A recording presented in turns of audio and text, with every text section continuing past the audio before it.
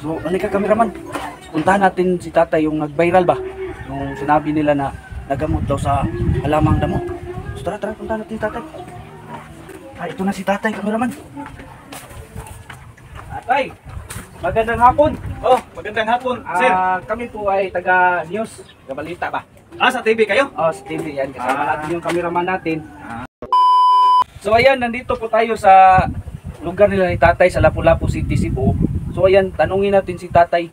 Tatay, ikaw ba yung nag-viral na gumaling daw sa sakit mo dahil lang sa halaman na gamot?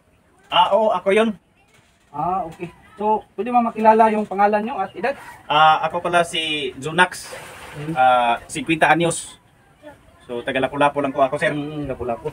So, pwede mo bang makwento kung anong sakit mo? Paano nangyari? Kasi may nagsabi-sabi kasi na magaling daw yung halaman na damo. So, trinay ko para mawala yung sakit ko kasi may almoranas ako eh. Almoranas pala yung sakit mo. Matagal na yung almoranas ko. Tapos trinay ko. So, nabigla ako kasi 3 araw lang yung paggamit ko noon. Nawala na. Gumaling ka na agad? Gumaling na talaga ako. Kaya masasabi ko talaga na napakagaling talaga ang halaman na to. So ganun ba tayo?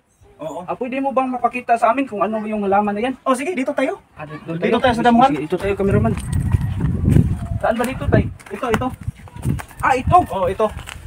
Ito yung halaman na damo. Tawag namin sa amin dito ay hagunoy. Hagunoy? Oo. Hagunoy. Hagunoy. Ito yung nakatanggal sa almoranas ko. Ganun ba?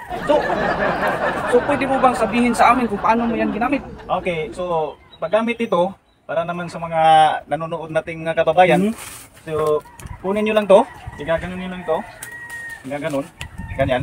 So ginagamit to, parang tissue lang. Parang tissue? Oo. So pinapahid sa Pinapahid tuwing magbabawas ka. Papahid mo lang to tuwing magbabawas ka. Pagkatapos mong ipahid, singutin mo lang. Matanggal na yung sakit mo talaga. Yan yung ginagawa ko eh. Masasabi ko talaga, effective talaga dahil pagtapos mong ipahid, pag hindi mo singutin, wala mangyayari. Ganun ba? Mukhang kalukuhan ata to? Hindi, totoo talaga. Totoo, sir. Ano pa bang masasabi mo dito sa halamang ito? Kung magbabawas ka, sa totoo lang no, itong halaman na to, so napakalaking save talaga natin ito. Bakit mo naman nasabi? Kasi hindi mo na kailangan ng pera para bumili ng mga gamot sa mga tindahan. Oo nga no. At saka hirap naman ang panahon ngayon kasi sobrang init, so mahirap naman maghanap ng tubig. Bakit naman pang-plus ba? Pang-plus. So hindi ka na mag-plus tuwing dudumi ka? Ganyan lang. So dito ka lang dudumi, doon? Doon lang.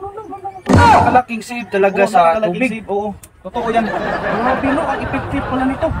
Cameraman, diba sabi mo may pimples ka dyan sa pit mo? Sir, mahiya tayo, naka-live tayo. Okay lang yan, patunayan natin. Sige cameraman, ako yung mag-camera dyan, tapos itry mo. Itry mo, napaka-effective talaga. Baka kikinis yung mawala yung pimple sa puwit mo. May pimple sa puwit? Sige sir, subukan natin sir. Dito ka. Palit tayo. Doon ka cameraman. Dito. Doon pa. So ayan. Paano mo ito gamitin? So ayan si cameraman natin. Subukan niya yung halamang damo. Kuha tayo? Sige. Subukan mo. Kung gaano ka-epektibo. Tapos, ano daw? Yung dinay mo ni tatay, yung gawing tissue. Yung tissue? Sige.